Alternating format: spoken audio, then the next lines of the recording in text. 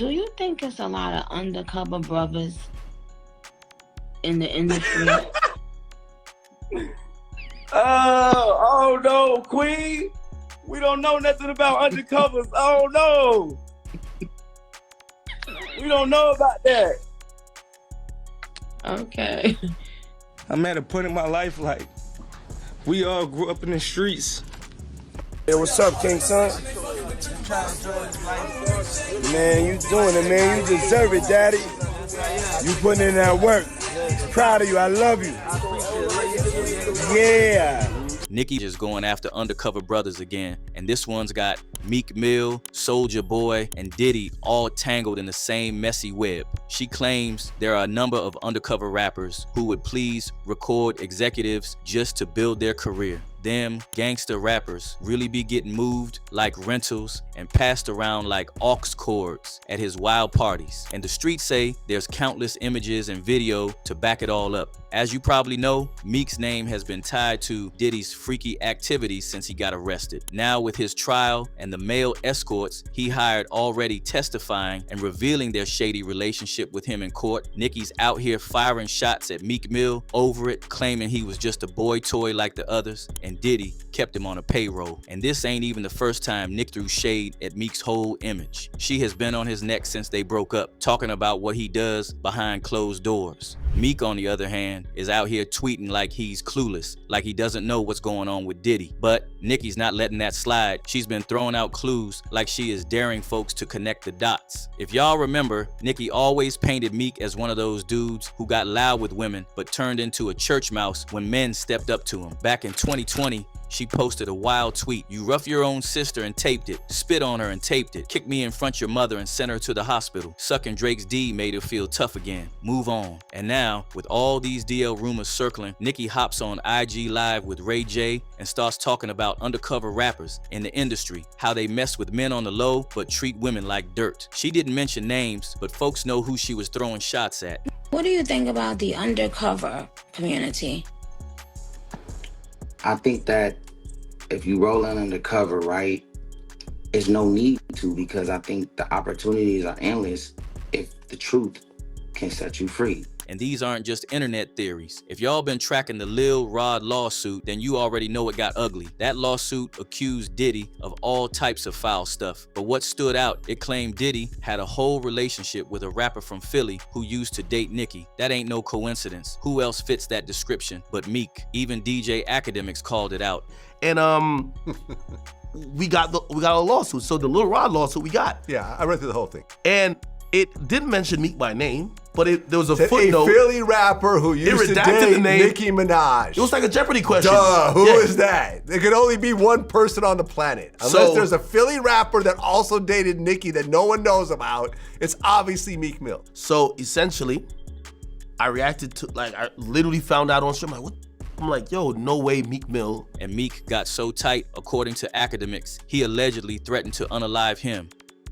He's like, yo, he starts going like off the deep end. He hasn't even cleared up the rumors yet. Like, rather than saying, hey, this is lies, I'm gonna have my attorney, deal with any salacious lies spreading about me like a normal entertainer would.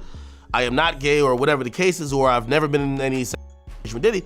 He says, I'm gonna kill you, academics, and what I'm gonna do is, he says, first things first, he says, someone send me academics' address. He said, I'll die to shut you down. Yeah, then he says, I'm going to die to do it.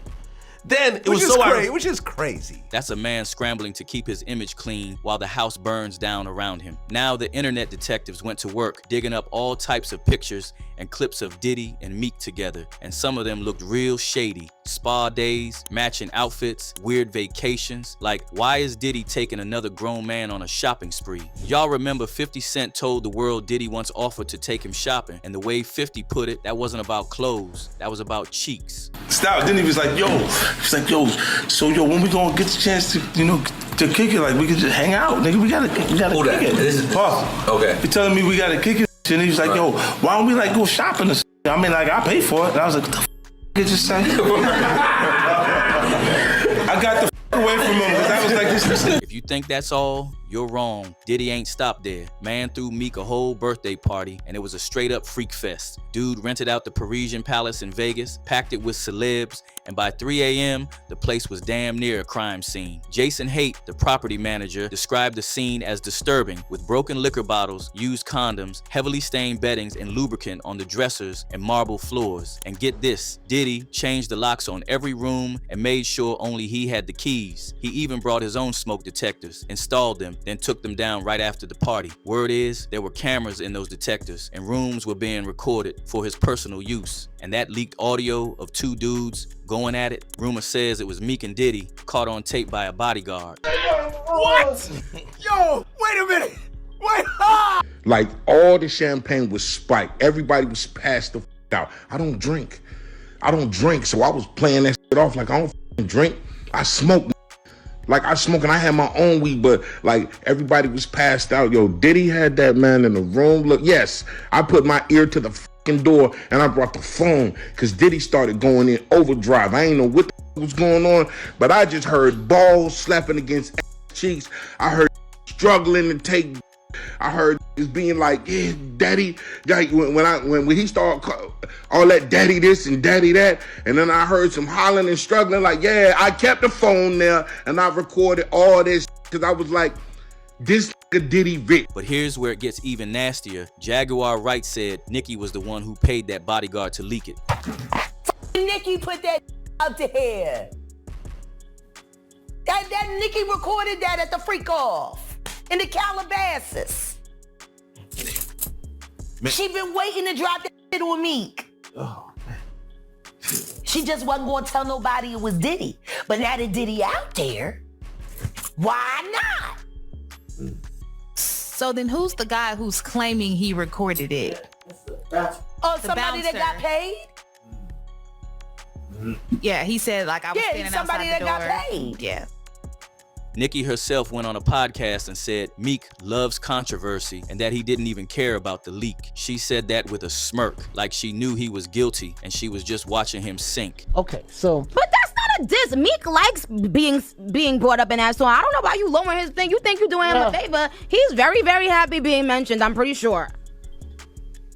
Yeah? Yeah. Okay.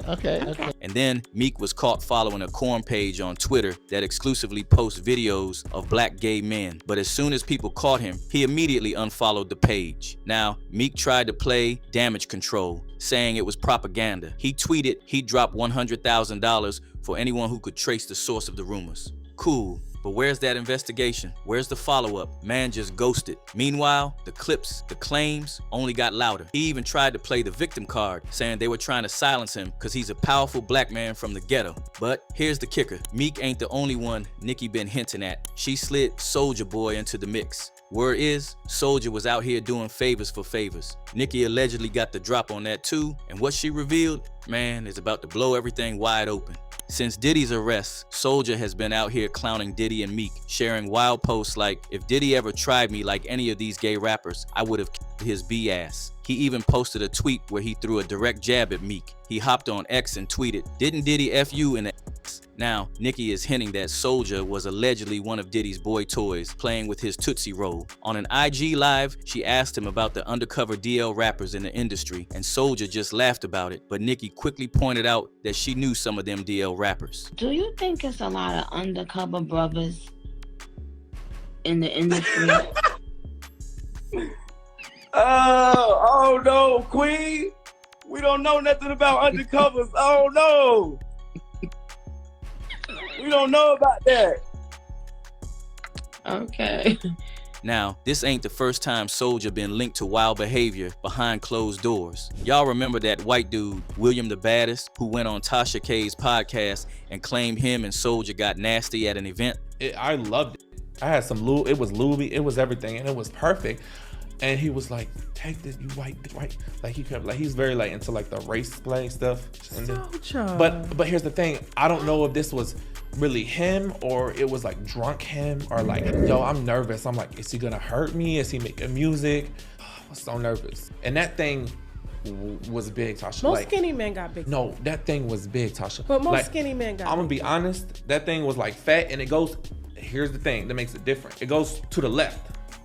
Okay. Like Tasha, it's long and it goes to the left. Oh, okay, so it's got a curve. Yeah, to the left. So many are wondering if Soulja could really have been doing favors for Diddy behind closed doors, maybe to boost his career and stay relevant, which he seemed to be struggling with lately. Turns out he tried to expose Meek, but ended up exposing himself, and now the street talk got him looking like the real freak in the circle. And trust the online community, it's been loud. One user laid it out bluntly, saying, yeah, Nikki had the audio and leaked it online. The person who was getting pounded sounds like Meek Mill. He could deny it all he wants. I know his voice. Another wrote, be vigilant, guys. It's not about gay or being undercover. It's about depravity and what would someone being willing to sacrifice for fame and fortune. Think about it. Now the real question is, if Nikki got all this smoke, who else is she holding receipts on? Drop your thoughts in the comments, because this whole circle looks messy. And don't forget to like, subscribe, and check out our next video on the end screen.